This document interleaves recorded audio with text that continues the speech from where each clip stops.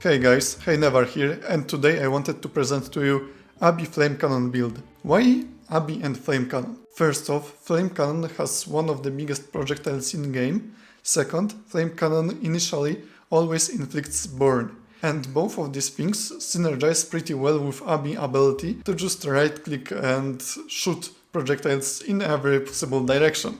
Here are my runes, and they are really nothing special.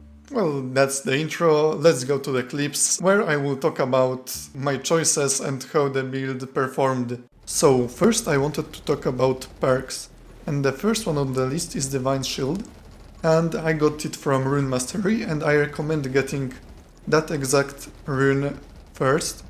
If you don't, you can just get it from level up, but it is always costing you that 1 point that you could have spent on something different. Second one is Freeze, and I recommend getting Freeze on pretty much any kind of elemental build.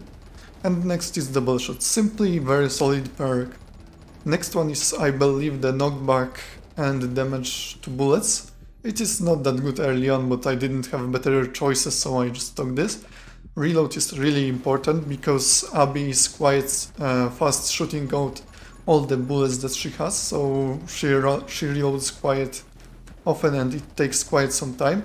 Next is Splinter, and Splinter is also very good perk. I recommend getting it because additional projectiles are always good, especially in elemental builds and where damage does not matter whatsoever.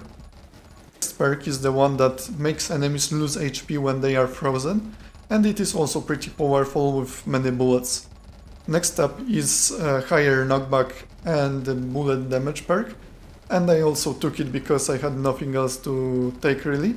You also need some Pierce in this build, and that is the reason why I took the next perk. And after that there is a first boss perk, and it is really strong. It basically doubles your firing rate and makes Abby shoot twice as fast during her right click ability, which is how the build actually performs so well. It is really important to get it, but from what I observed, the regular boss perks are actually not entirely random, and they can be influenced by what perks you've chosen before them.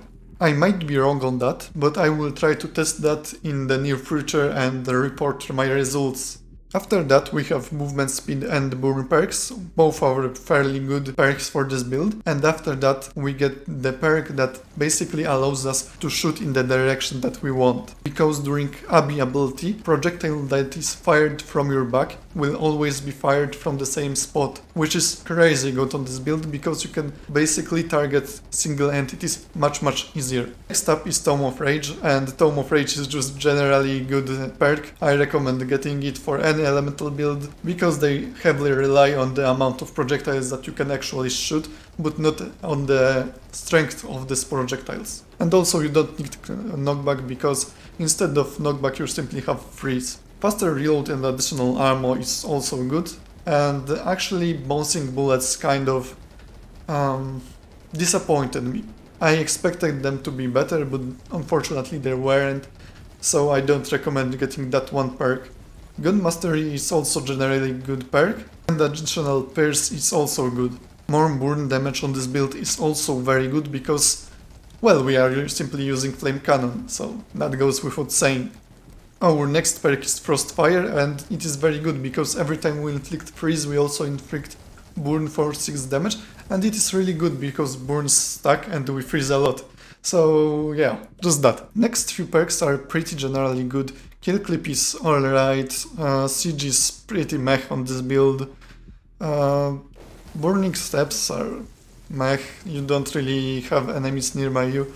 And then finally we get to the second Abby ability that allows her to fire 2 additional projectiles at the cost of firing rate, and it is totally worth it, always take it. And after that we have upgrade to our Divine Shield. It is pretty nice to have, although you probably won't have it active all the time. Icicles are kinda bad. If you have something else that you can take that instead. And finally Shatter is amazing, I recommend it. After that we have Fireball, and it is kinda meh. I had so many projectiles at that point that I didn't even notice it too much. And next is another Abby perk. Whirlwind is pretty okay, nothing too spectacular. The duration is a bit too low, in my opinion. It could be slightly better, especially if you would get it as first or second. It is pure upside, but still, you really need to reload very often, and at that time I really didn't do it all that often.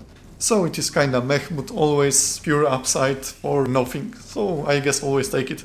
After that I really didn't take any offensive perks whatsoever. The Burning Heart is a great perk that allows you to recharge your lives as you deal burns to enemies. It's frankly amazing on this build. Additional hearts is also good, and finally Rage. At the end you can see me simply running into enemies just to take this buff, because I wouldn't die anyway, because how fast I was recharging my health through this perk. Overall, I think that this build is a really solid one. It has pretty good early game, it does transition pretty well into late game. It does not pose any sort of trouble for any particular part of the game. It played, in my opinion, better than Scarlett dual SMGs. Honestly, it had kind of better clear, it didn't fail or was so reliant on any of the perks as that build is, really. Because you already have burning, you can focus on projectiles much more early on. Thanks to that, you really don't have to worry about getting the right perks at the right time. In my opinion, that is huge upside, and I really think that I can recommend this build to anyone. Well, that would be it for this video. If you liked it, please leave a like, maybe even subscribe, and I will see you next time. Cheers!